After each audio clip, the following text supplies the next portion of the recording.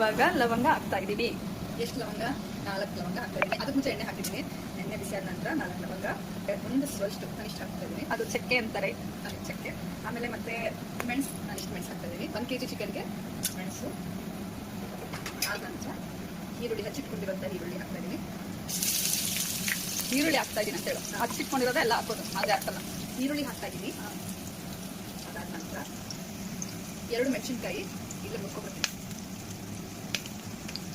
Next is red chillies, ಒಣಗಿರೋ ಮೆಣಸಿನಕಾಯಿ, ಒಣ ಮೆಣಸಿನಕಾಯಿ.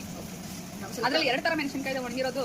ಇದು ಬಂದು ಗುಂಟೂರು ಮೆಣಸಿನಕಾಯಿ ಅಲ್ಲ, ಬ್ಯಾಡಿಗೆ ಮೆಣಸಿನಕಾಯಿ, ಅಡುಗೆ ಮಾಡೋ ಮೆಣಸಿನಕಾಯಿ. ಇದೊಂದು 5 ಹಾಕೊಂಡಿದ್ದೀನಿ ಕಾಲದ ಮೆಣಸಿನಕಾಯಿ. ಮತ್ತೆ ಇದೊಂದು 3 ಇಲ್ಲ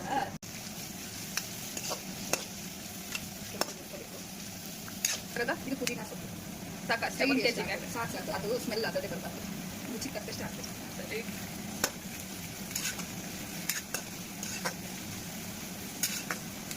ಅದಾದ ಮತ್ತೆ ಬೆಳ್ಳುಳ್ಳಿ,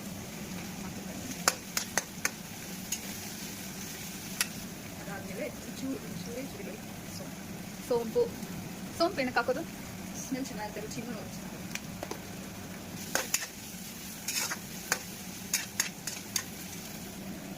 ಈ ಕಡೆ ಚಿಕನ್ ಬೇಯ್ತಾ ಇದೆ, ಸೊ ಇಲ್ಲಿ ಫ್ರೈ ಆಗ್ತಾ ಇದೆ. ಹಾಕ್ತಾ ಇದ್ದೀನಿ.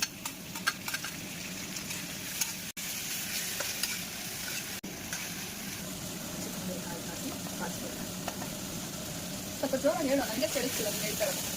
ಹೆಚ್ಚಿಟ್ಕೊಂಡಿರೋಂಥ ತೆಂಗಿನಕಾಯಿನ ಹಾಕೊಳ್ತಾ ಇದ್ದೀನಿ. ಇದನ್ನು ಸ್ವಲ್ಪ ಫ್ರೈ ಮಾಡ್ಕೊಳ್ಳೋಣ. ಮತ್ತು ಆವಾಗ ಇರೋದ 15 ನಿಮಿಷ ಫ್ರೈ ಮಾಡೋಕ್ಕಂತ ಏನು ಮಾಡಿದ್ರೆ ಇದನ್ನು ಸ್ವಲ್ಪ ಜೋರಾಗಿ ಹೇಳೋ. ಈಗ ಧನಿಯಾ ಪುಡಿ ಹಾಕ್ತಾ ಇದ್ದೀನಿ. 4 ಸ್ಪೂನ್ಸ್ ಧನಿಯಾ ಪುಡಿ ಹಾಕಿ ಚೂರು ಕೆಂಪುಗೆ ಹುರ್ಕೊಂಡ್ರೆ. ಈಗ 1 kg ಚಿಕನ್ ಏನಿದೆ ಬೇಕಿದೆ, ಅದಕ್ಕೆ ಇಷ್ಟು ಮಸಾಲೆ ಇದೆ ಚೆನ್ನಾಗಿ. ಏನಂತ 2 ನಿಮಿಷ ಆದಮೇಲೆ ಸ್ಟವ್ ಆಫ್ ಮಾಡಿ ಮಸಾಲೆ ಎಲ್ಲ ತೆಗೆದಾದ್ಮೇಲೆ ರುಬ್ಬೋದು.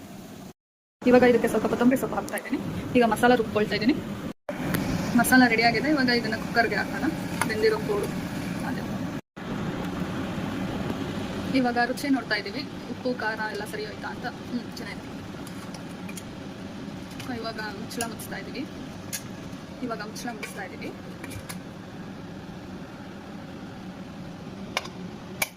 4 ರಿಂದ 5 ವಿಷಲ್ ಬರಬೇಕು. ಕಮ್ಮಿ, ಲೋ ಮೀಡಿಯಂ ಅಥವಾ ಮೀಡಿಯಂ ಫ್ಲೇಮ್